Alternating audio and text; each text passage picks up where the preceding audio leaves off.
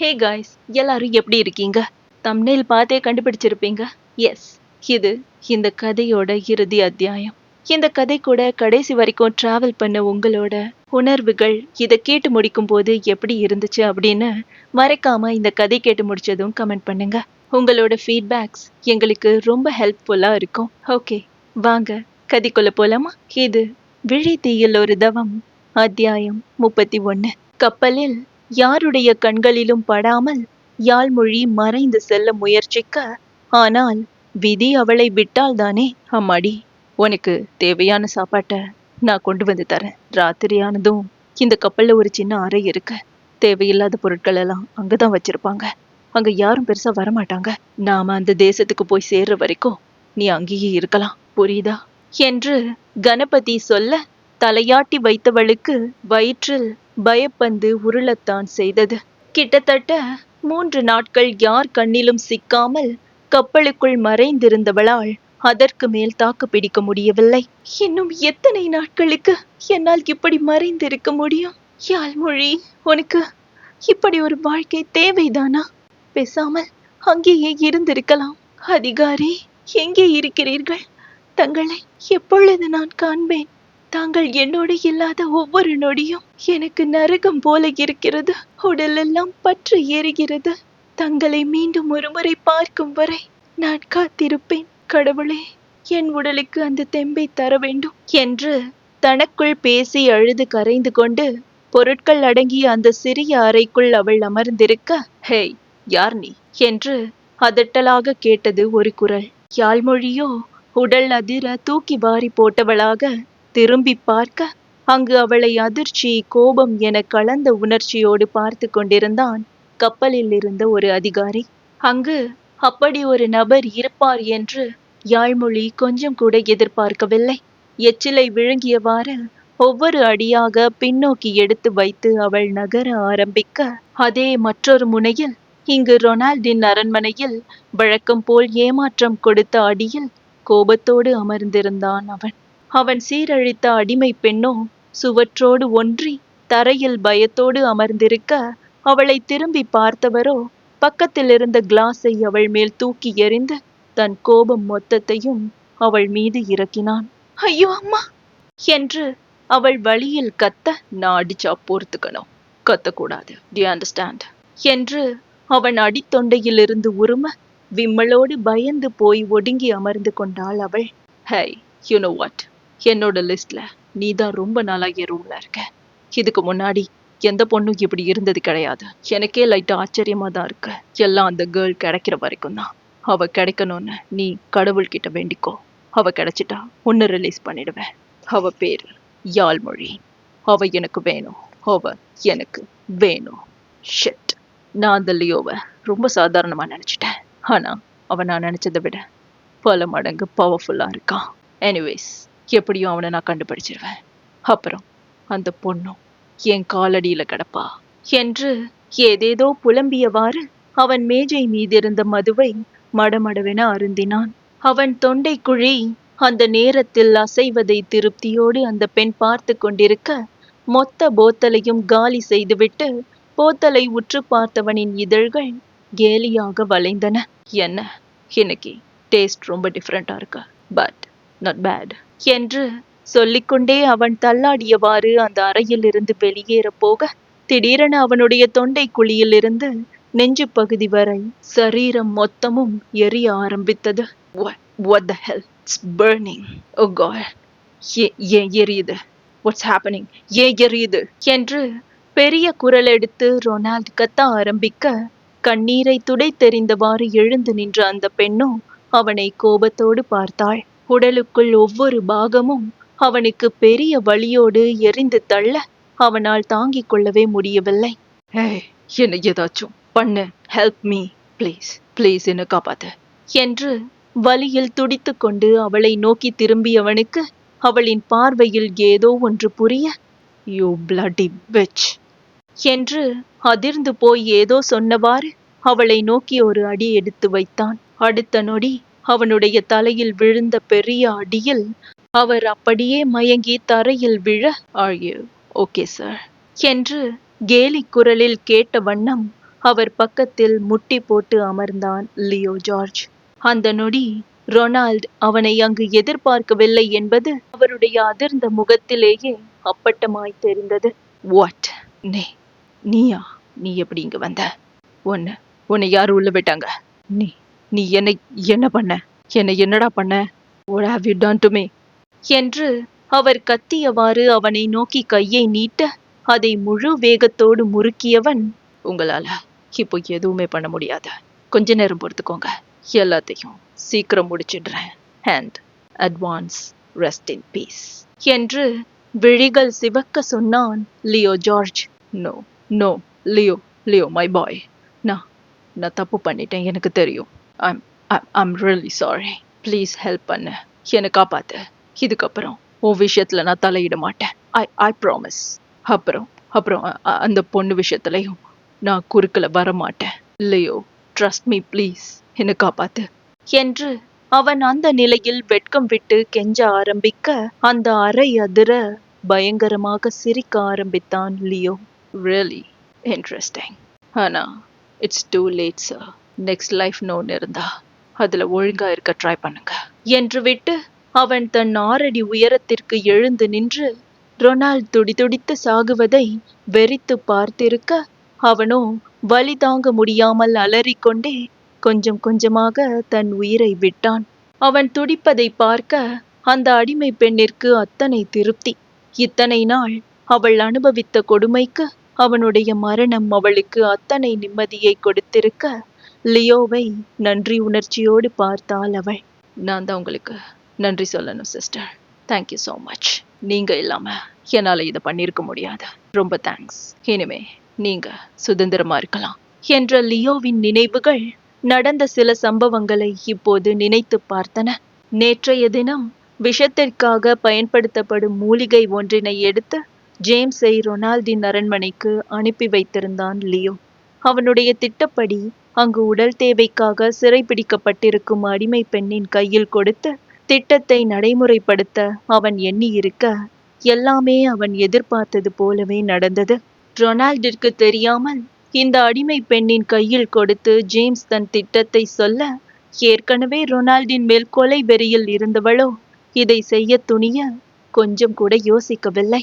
அத்தனையும் அவர்கள் நினைத்தது போல் நடந்திருக்க வாயிலிருந்து ரத்தம் வடிய சடலமாக கிடந்தவனை திருப்தியாக பார்த்துவிட்டு நகர போனவனை மீண்டும் அழைத்து நிறுத்தினாள் அந்த அடிமை பெண்.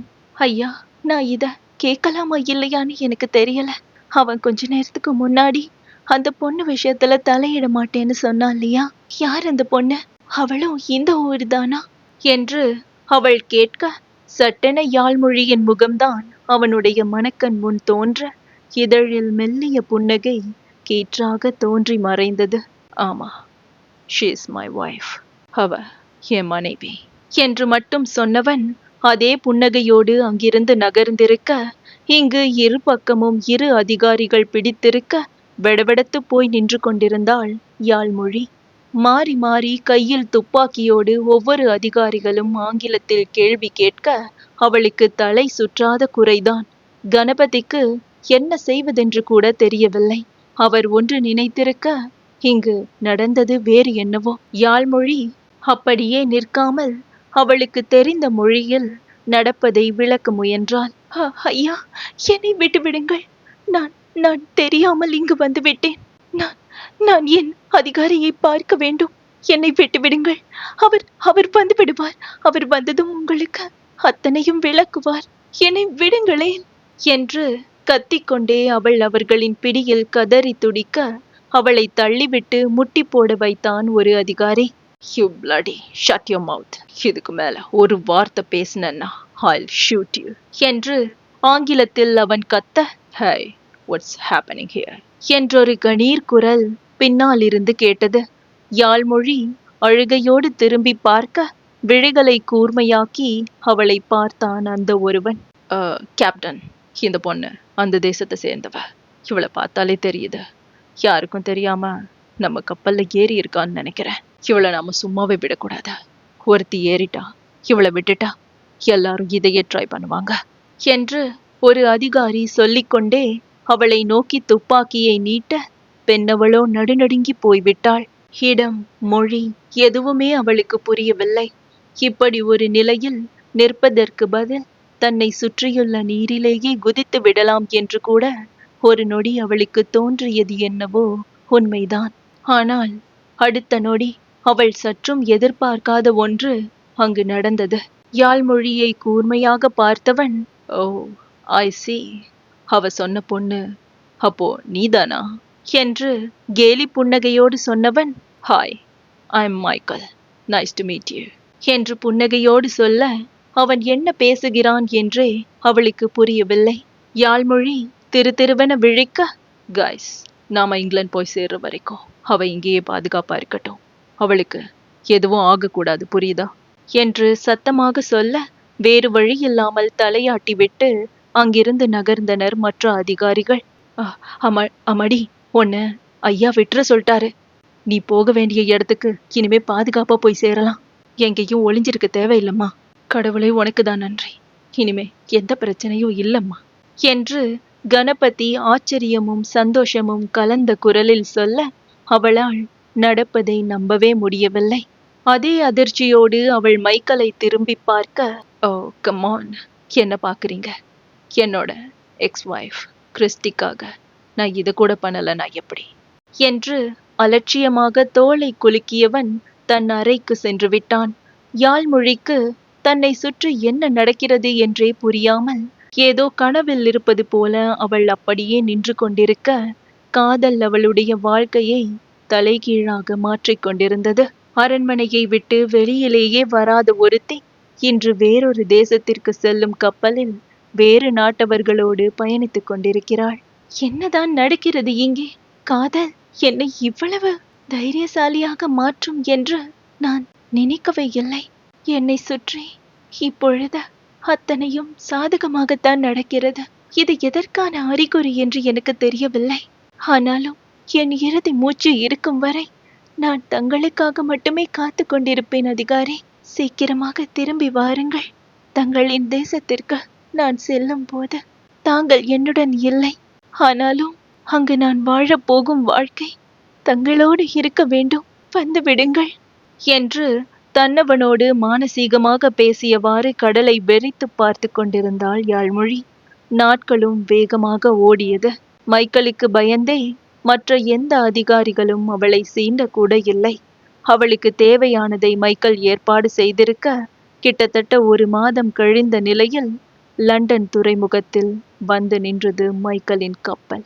அத்தனை பேரும் கப்பலில் இருந்து இறங்க, ஏற்றுமதி பொருட்களும் வேக வேகமாக இறக்கப்பட, அந்த துறைமுகத்தையும் சுற்றியிருந்த ஆங்கிலேயர்களையும் யாழ்மொழி ஆச்சரியத்தோடும் அதே நேரம் பயத்தோடும் பார்த்தவாறு அப்படியே சிலையாகி நின்று கொண்டிருந்தாள். இன்றுதான் முதல் முறை ஒரு புது தேசத்திற்கு வந்திருக்கிறாள்.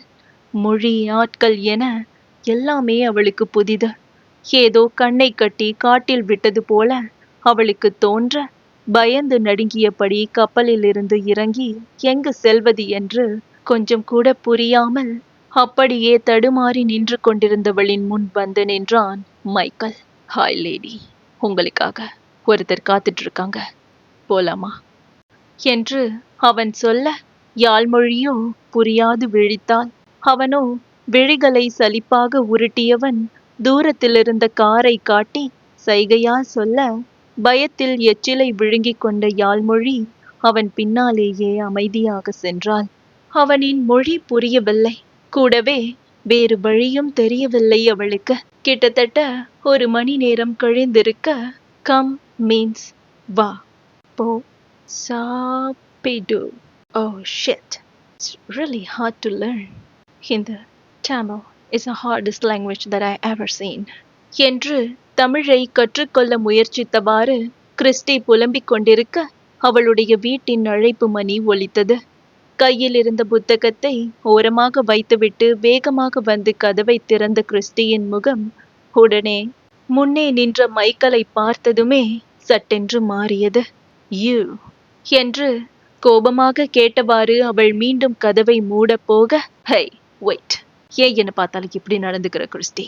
Have to talk to you something என்று கதவை மூட விடாமல் பிடித்தபடி பேசினான் மைக்கேல். அவனை எரிச்சலாக பார்த்தவள், "I'm sorry, Michael. I'm not interested. Just get out from here."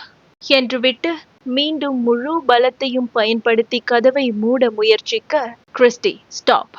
கொஞ்சம் அங்க பாரு" என்று அவளுடைய நாடியை பிடித்து ஒரு திசை பக்கம் திருப்பி காட்ட, அடுத்த கணம் அவளுடைய விழிகள் தெரித்து விடும் அளவிற்கு பெரிதாக விரிந்து கொண்டன.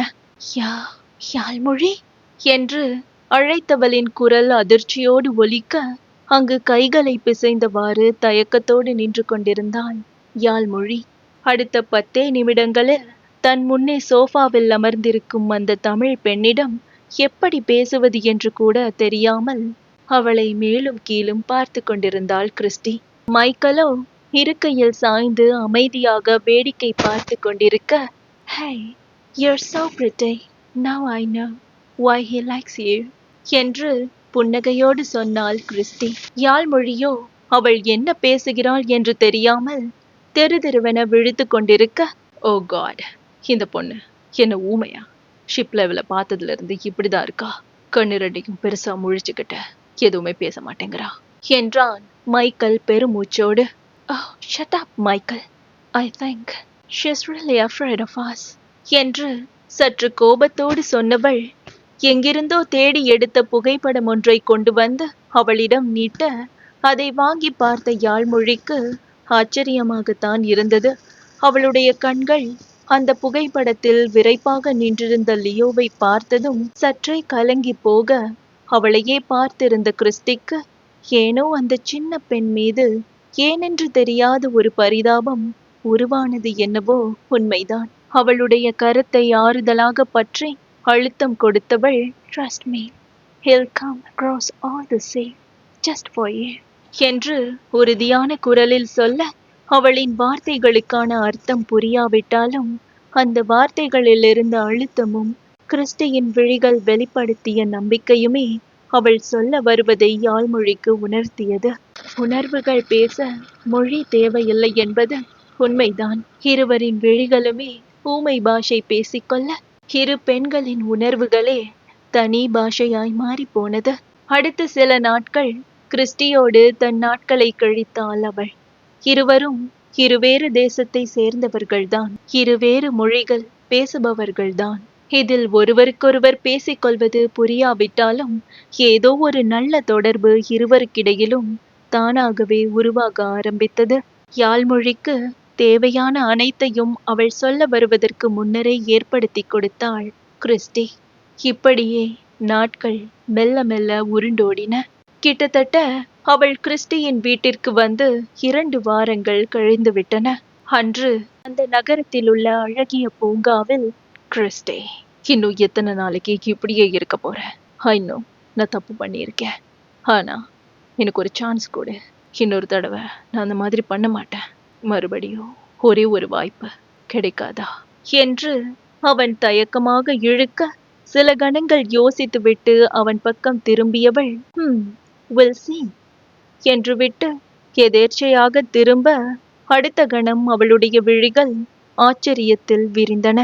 "மைக்கேல்" என்று அழைத்து அவள் ஒரு திசையை காட்ட, வேகமாக திரும்பி பார்த்தவன் முதலில் அதிர்ச்சியில் விழித்தாலும் பின் கேலியாக புன்னகைத்தான். அதே நேரம் இவர்களை விட்டு சற்று தள்ளி அந்த அழகிய பூங்காவின் அழகை வெறித்து பார்த்து கொண்டிருந்தாள் யாழ்மொழி. அந்த வண்ண பூக்கள் அவளுடைய மனதை மயக்கி இருக்க வேண்டும். ஆனால் அதற்கு மாறாக அந்த பூக்கள் அவனையே அவளுக்கு ஞாபகப்படுத்த, "எப்போது என்னை சந்திக்க வருவீர்கள் அதிகாரி? காத்திருந்து என் நாட்கள் ஓடுகிறதே தவிர தங்களை காணவில்லையே. இன்னும் நான் எத்தனை நாட்கள் காத்திருக்க வேண்டும்?" என்று வாய்விட்டே கேட்டவாறு தன் மாங்கல்யத்தை மெல்ல வருடினாள் யாழ்மொழி. "யாழ்மொழி" என்று லியோ அழைப்பது போல் அவளுக்கு கேட்க, உடனே சுற்றி முற்றி தேட ஆரம்பித்தாள் யாழ்மொழி. கண்ணிற்கு எட்டும் தூரம் வரை அவன் எங்குமே இல்லை. விழிகள் சட்டென கலங்கி கண்ணீர் கன்னத்தின் வழியே வழிந்தோட, தொண்டையை அடைத்த அழுகையை அடக்கிக் கொண்டாள் அவள். "கடவுளுக்கு நான் பிடித்த குழந்தை என்று அடிக்கடி அனைவரும் சொல்வார்கள். அது உண்மைதான் போலும். அதனால்தான் என்னவோ கடவுள் என்னை அதிகமாகவே சோதிக்கிறார் என்று விரக்தியோடு நினைத்து கொண்டவள் உணர்வுகளை அடக்கிக் கொண்டவாறு தளர்ந்த நடையாக அந்த பூங்காவில் நடந்தாள். நடந்து கொண்டிருந்தவளுக்குள் திடீரென ஏனென்று தெரியாத ஒரு உணர்வு. அவளின் உள்மனம் ஒரு திசையை பார்க்க சொல்லி உந்த வேகமாக திரும்பி பார்த்தவளின் விழிகள் ஆச்சரியத்தில் விரிந்தன. அப்படியே அசையக்கூட செய்யாது தன் எதிரே நின்றிருந்தவனை அவள் சிலை போல் நின்று பார்த்து கொண்டிருந்தாள். இது கனவா நிஜமா என்ற சந்தேகம் அவளுக்குள் பயங்கரமாய் போட்டி போட ஆரம்பித்தது. ஆனால் அவள் எதிரே நின்றிருந்த லியோவின் இதழ்கள் புன்னகையில் விரிந்திருக்க முதல் தடவை அவனுடைய அழகிய விழிகள் அத்தனை உணர்ச்சிகளை வெளிப்படுத்தின. வாட், என்ன ரொம்ப மிஸ் பண்ணியோ என்று அவன் குறும்பு புன்னகையோடு இரு புருவங்களை ஏற்றி இறக்கி கேட்க, நடப்புக்கு வந்த மறுநொடி அவனை நோக்கி ஓடினாள் யாழ்மொழி. அதற்கு மேல் லியோவாலும் தன்னை கட்டுப்படுத்த முடியவில்லை. அவள் வருவதற்கு முன்னரே வேக அடிகளை வைத்து அவளை நெருங்கி இருந்தவன் தன் காதல் மனைவியை இறுக அணைத்து கொள்ள, யாழ்மொழியோ இத்தனை நாட்கள் பிரிவின் வலியை தன் அணைப்பில் வெளிப்படுத்தி கதறி எழுதாள். அதிகாரி, அதிகாரி, இது இது நிஜம்தானா? கனவில்லையே. தாங்கள் தாங்கள் வந்து விட்டீர்களா? இது போதும் எனக்கு. இந்த நொடி நான் இருந்தாலும் எனக்கு போதும். தங்களின் கரங்களில் மரணம் கூட எனக்கு சந்தோஷம்தான் என்ற அவளின் வார்த்தைகளை கேட்டவன் மேலும் அவளை தன்னோடு நெருக்கியவாறு, ஷட் அப் யாழ், என்ன பேசுற நீ? இவ்வளோ தூரம் உன்னை சேஃபா கூட்டிட்டு வந்த நானும் வந்து நிக்கிறேன். நீ சாகுறதுக்காகவா? இதுக்கப்புறம் நீ என்னை விட்டுட்டு போகவே கூடாது. நானும் உன்னை விட்டுட்டு எங்கேயும் போக மாட்டேன். உன்னை போக விடவும் மாட்டேன் என்று காதலும் அதட்டலும் கலந்த குரலில் சொன்னான் அவன். பெண்ணவளோ சற்றே எட்டி அவனின் இரு கன்னங்களையும் தாங்கிக் கொண்டவள் அவனின் நெற்றி கன்னம் என வேகமாக முத்தம் கொடுக்க, உடனே அவளின் இதழை கவ்விக்கொண்டான் லியோ. அவளிடையை வளைத்து தன்னோடு அணைத்தவாறு பிரிவின் வலிக்கான மருந்தாக அவள் இதழை சுவைத்து கொண்டே போக, யாழ்மொழிக்கும் அந்த நொடி அந்த முத்தம் தேவைப்பட்டது போலும். இருவரும் ஒருவருக்குள் ஒருவர் மூழ்கி இருக்க, இதை தூரத்திலிருந்து பார்த்து கொண்டிருந்த கிறிஸ்டிக்கு அத்தனை சந்தோஷமாக இருந்தது. விழியோரம் கசிந்த நீரை துடைத்து கொண்டவள் பக்கத்தில் இருந்த மைக்கேலின் தோளில் சாய்ந்து கொள்ள, வாவ், இது கூட நல்லாதான் இருக்கு என்று நினைத்து அவள் சாய்வதற்கு வசதியாக தோளை கொடுத்தான் மைக்கேல். தன்னவளின் நெற்றியோடு நெற்றியை முட்டியவாறு, யாழ்மொழி, ஐ லவ் யூ, ஐ மீன் என்று லியோ அதற்கான அர்த்தத்தை சொல்ல வர, அவனின் உதட்டின் மீது விரலை வைத்து, ஐ லவ் யூ டூ என்று இத்தனை நாட்களில் கிறிஸ்டியிடம் கற்றுக்கொண்டதை காதலோடு அவனின் மொழியிலேயே ஒப்பித்தாள் யாழ்மொழி. லியோவோ ஆச்சரியமாக விழிவிரிக்க, அவனின் பூனை விழிகளை பார்த்தவாறு அவனின் இதழோடு தன் இதழை சேர்த்தாள் பெண்ணவள். காதல் அவர்கள் இருவருடைய வாழ்க்கையையும் அவர்கள் நினைத்து பார்க்காத திசைக்கு கொண்டு சென்று நிறுத்த, பல தடைகளை தாண்டி அந்த அழகான ஆழ்கடலில் விரும்பியே மூழ்கி முத்தெடுத்தன அந்த காதல் ஜோடி. சுபம். Well well well, okay guys, இதோட நம்ம கதை முடியுது. விழித்தீயில் ஒரு தவம் உங்க எல்லாருக்கும் பிடிச்சிருக்குன்னு நம்புறோம். அப்புறம் இன்னொரு 2 நாள் லீவ் எடுத்துட்டு 2வது கதை ஸ்டார்ட் பண்ணிடலாமா? காத்திருங்க அடுத்த கதைக்காக.